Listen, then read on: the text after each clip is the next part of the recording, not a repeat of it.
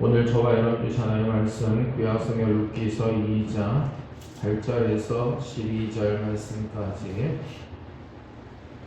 룻기서 2장 8절에서 12절 말씀 우리 한 절씩 교독하겠습니다.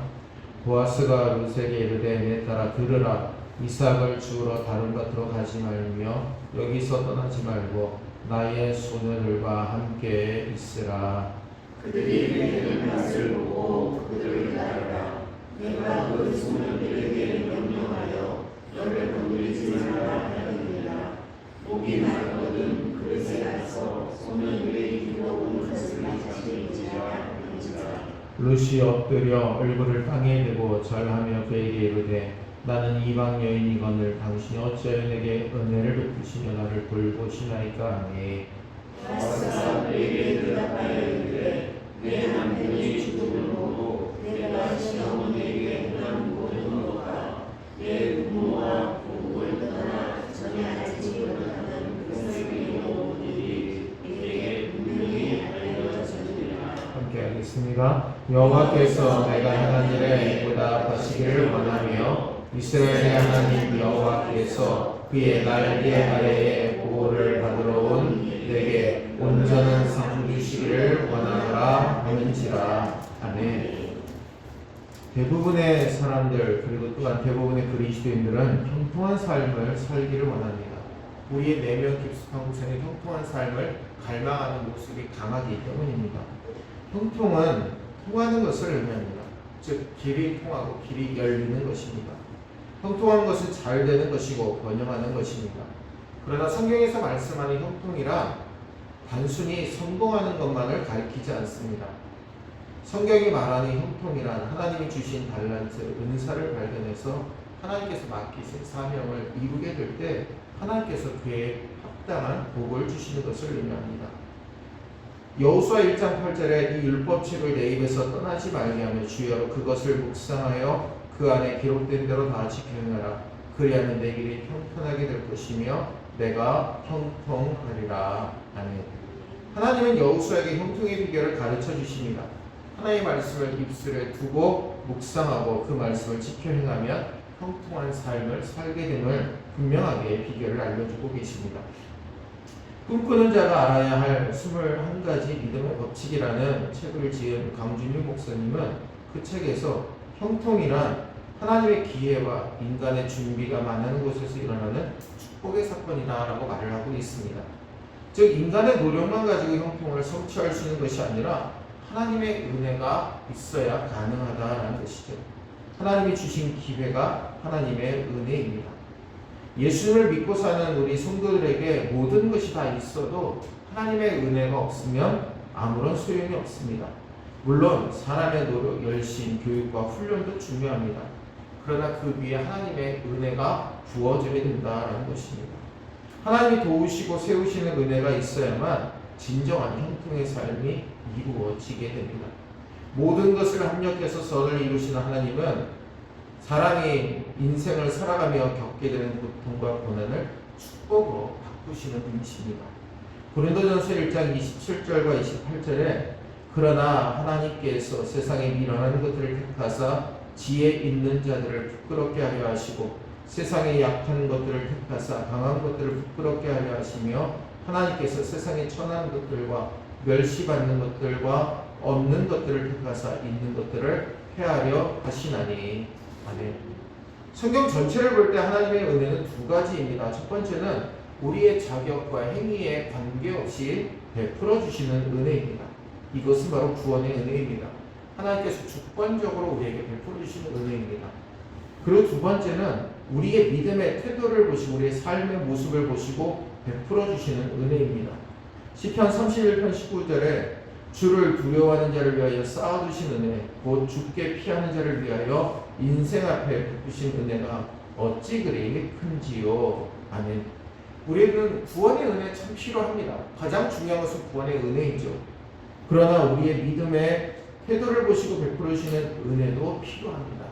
하나님께 진심으로 예배를 드리게 될 때 주님의 이름으로 숨기고 봉사할 때 하나님께서 우리에게 베풀어 주시는 은혜가 임하게 되면 분명히 믿으시는 저와 여러분들 되시기를 바랍니다. 오늘 본문에 나타난 룻은 남편을 잃고 시어머니 나오미를 쫓아서 자신의 고향을 뒤로하고 시어머니 나오미의 고향인 베들레헴까지 오게 됩니다. 그는 하나님의 은혜를 바라보고 여기까지 왔습니다. 하나님은 룻을 엘리멜렉의 친족 보아스의 밭에 이르게 하시고 보아스의 밭에서 이삭을 줍다가 보아스를 만나게 하십니다. 8절에서 보아스는 도저히 만날 수 없는 이방 여인에게 내 딸아라고 부르고 있습니다. 즉 이삭을 주우러 다른 밭으로 가지 말며 이 밭에서 떠나지 말고 자신의 소녀들과 함께 있으라고 룻을 배려해 줍니다. 8절에 보아스가 룻에게 이르되 내 딸아 들으라 이삭을 주우러 다른 밭으로 가지 말며 여기서 떠나지 말고 나의 소녀들과 함께 있으라. 보아스는 룻에게 또한 축복하죠. 12절 말씀 함께 읽겠습니다. 여호와께서 내가 행한 일에 보답하시기를 원하며 이스라엘 하나님 여호와께서 그의 날개 아래에 보호를 받으러 온 내게 온전한 삶 주시기를 원하노라. 아멘. 오늘 말씀을 통해서 우리는 룻에게 축복하시는 하나님, 바로 오늘 우리들에게 축복하시는 하나님을 만나시는 저와 여러분 되시기를 바랍니다. 오늘 8절에서 9절 말씀의 주제는 하나님의 은혜는 완전한 보호막이라는 겁니다. 보아스는 자신의 밭에서 이삭을 줍고 있는 룻을 만납니다. 보아스가 룻에게 이르되 내 딸아 들으라 이삭을 주우러 다른 밭으로 가지 말며 여기서 떠나지 말고 나의 소녀들과 함께 있으라. 그들의 배는 밭을 보고 그들을 따르라. 내가 그 소년들에게 명령해 너를 건드리지 말라 하였느니라. 목이 마르거든 그릇에 가서 소년들이 기러온 것을 마실지니라 하는지라. 아멘. 8절 9절 말씀에 이 말씀을 하고 있죠. 그러면 여러분 보아스가 룻에게 8절에서 무엇이라고 불렀다고 말씀드렸습니까? 내 딸아 라고 말씀을 드렸습니다. 보아스가 처음 본 룻에게 딸이라고 부른 것은 나오미가 룻과 함께 모압에서 돌아왔다는 것을 이미 들은 것입니다. 자신의 친족이라는 것을 알고 내 딸이라고 부른 겁니다. 그리고 자기 밭에서 계속 이삭을 주울 수 있도록 허락하죠. 그리고 보아스는 룻의 보호자가 되기를 자청합니다. 나의 소년들이 너를 지켜줄 것이다. 그리고 내가 데리고 있는 소년들에게 명령해서 너를 건드리지 못하게 하겠다. 그리고 내가 일을 하며 이삭을 줍다가 목이 마르거든 그 소년들이 길러온 물을 마음껏 마셔라 라고 그에게 배려를 하게 됩니다. 이러한 보아스의 호의는 룻이 전혀 예상하지 못하던 일입니다. 상상하기 어려운 일이 현실로 다가온 것이죠. 이삭을 줍는 것만으로도 호의인데 안전까지 보호를 받고 그리고 물도 마음껏 마실 수 있게 되었으니 편안한 마음으로 이삭만 주우면 됩니다. 이러한 보아스의 보호에 룻이 대답합니다. 10절 말씀 함께 읽겠습니다. 룻이 엎드려 얼굴을 땅에 대고 절하며 그에게 이르되 나는 이방 여인이거늘 당신이 어찌하여 내게 은혜를 베푸시며 나를 돌보십니까 하니. 아멘. 왜 저 같은 사람에게 은혜를 베푸십니까? 라는 대답입니다. 이 질문인 것이죠. 룻은 이방 여인입니다. 남편과 사별한 과부로 시어머니 나오미를 제외하고는 아무도 모르는 타국에서 이삭을 주우며 살아가고 있습니다. 오늘 이 말씀은 우리에게 아주 귀한 은혜를 주고 계십니다. 우리가 항상 잊지 말아야 될 것, 언제나 하나님 앞에 은혜 받을 자격 없는 전혀 없는 우리 자신을 낮추는 자만이 예수님을 구주로 영접할 수 있다라는 겁니다. 이처럼 하나님의 은혜는 우리를 낮아지게 합니다. 보아스는 장차 오실 예수 그리스도의 모임임을 말씀하고 있습니다. 우리가 우리 자신의 죄로 인해서 영원히 죽을 수밖에 없는 죄인임을 고백하게 될 때 하나님은 우리들에게 구원을 베푸시고 영생을 선물로 주시는 줄로 믿습니다. 그럼 예수님의 십자가의 구원을 받기 위해서는 우리가 어떠한 값도 지불할 필요가 없습니다. 우리 주님이 다 지불하셨기 때문입니다. 예수님의 십자가는 하나님이 독생자 당신의 아들 예수님을 구주로 믿는 죄인된 우리들에게 값없이 주시는 선물입니다. 그러니 하나님의 은혜가 우리의 심령 속에 넘치게 될 때 하나님의 은혜는 우리의 보호막이 되는 것입니다. 누구에게나 거저 주시는 하나님의 은혜입니다. 오늘 이 시간 구원의 은혜를 받고 그리고 또한 우리의 믿음의 태도를 보시고 주시는 은혜, 우리의 헌신과 우리의 마음, 간절히 기도하는 삶, 그 하나님을 신뢰하는 믿음을 보시고 베풀어 주시는 그 은혜 가운데 거하시는 저와 여러분들 되시기를 주의 이름으로 축원합니다. 오늘 11절 말씀 함께 읽겠습니다. 보아스가 그에게 대답하여 이르되 내 남편이 죽음으로 내가 시어머니에게 행한 모든 것과 내 부모와 고국을 떠나 전에 알지 못하던 백성에게로 온 일이 내게 분명히 알려졌느니라. 아멘. 룻이 한 일을 아무도 모르는 것 같지만 룻의 교심과 하나님에 대한 믿음의 결정이 베들레헴에 알려지게 된 것입니다. 보아스가 이 소문을 듣지 못했다면 이러한 후일을 베풀지도 않았을 것이다 라는 것이죠. 하나님은 우리의 선함을 반드시 기억하여 주십니다. 제가 이틀 전에 여러분 그 말씀 드렸습니다. 하나님의 은혜를 구하면 하나님께서 섭리하십니다 라는 말씀을 드렸습니다. 그리고 어제 평범한 삶 속에서 하나님의 역사는 이루어진다라고 말씀을 드렸습니다.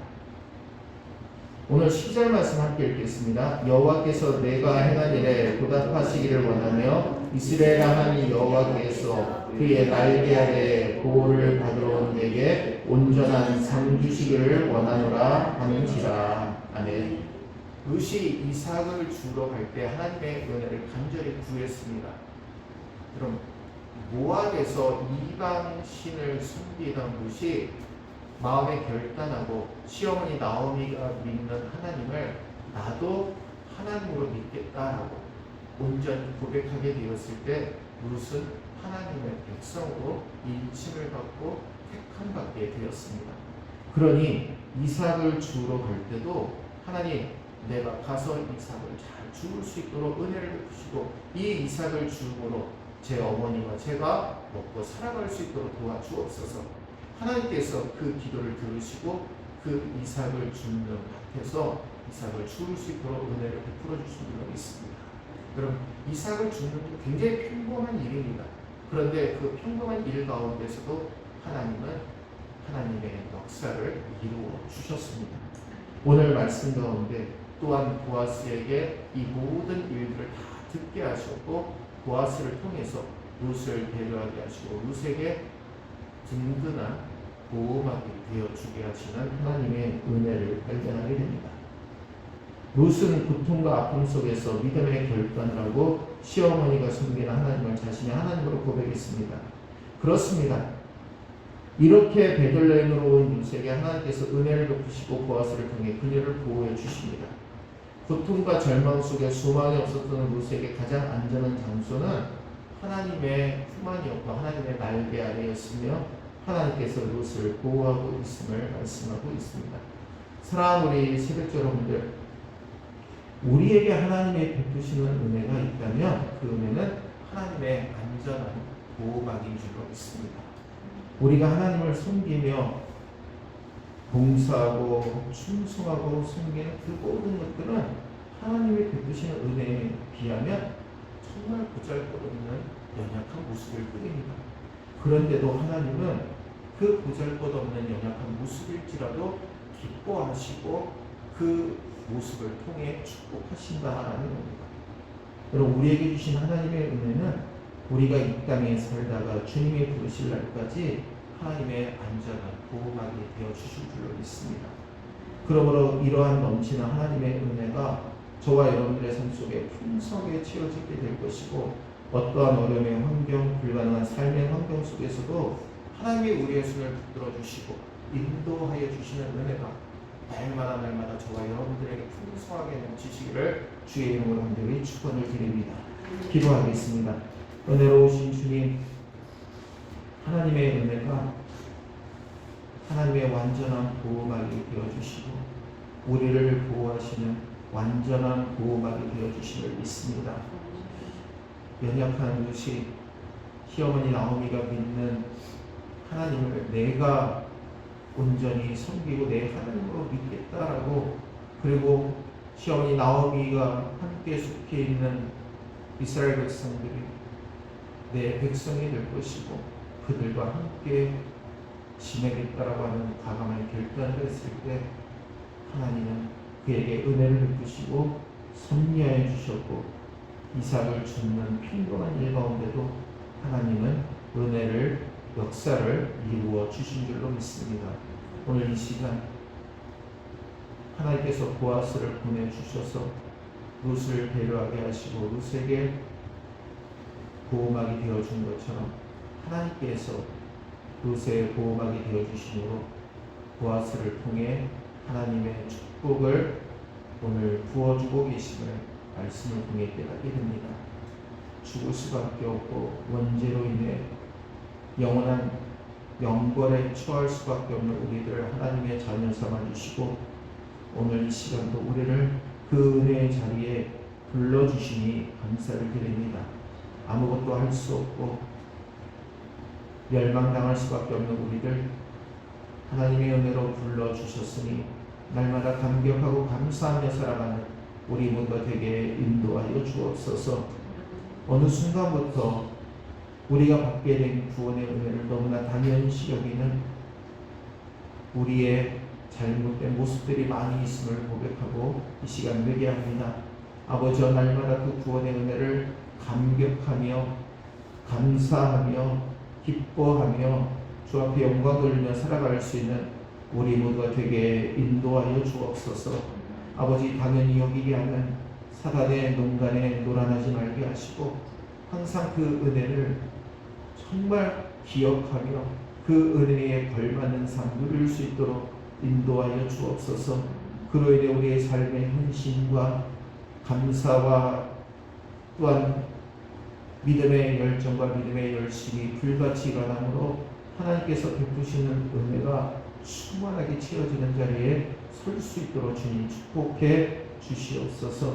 우리 성도들의 가정과 직장과 자녀들의 삶, 건강과 사업과 영적인 모든 삶 위에 하나님의 은혜가 넘쳐나게 도우시고 오늘 이 기도에 참여한 모든 성도들에게 또한 온라인으로 함께 예배드리는 모든 성도들에게 동일한 은혜로 옷 입혀 주옵소서. 거룩하신 예수님의 이름으로 간절히 축복하며 기도하옵나이다. 아멘. 하늘에 계신 우리 아버지여 이름이 거룩히 여김을 받으시오며 나라의 임하옵시며 뜻이 하늘에서 이룬 것 같이 땅에서도 이루어지이다. 오늘날 우리에게 일용할 양식을 주옵시고 우리가 우리에게 죄 지은 자를 사하여 준 것 같이 우리 죄를 사하여 주옵시고 우리를 시험에 들게 하지 마옵시고 다만 악에서 구하옵소서. 나라와 권세와 영광이 아버지께 영원히 있사옵나이다. 아멘.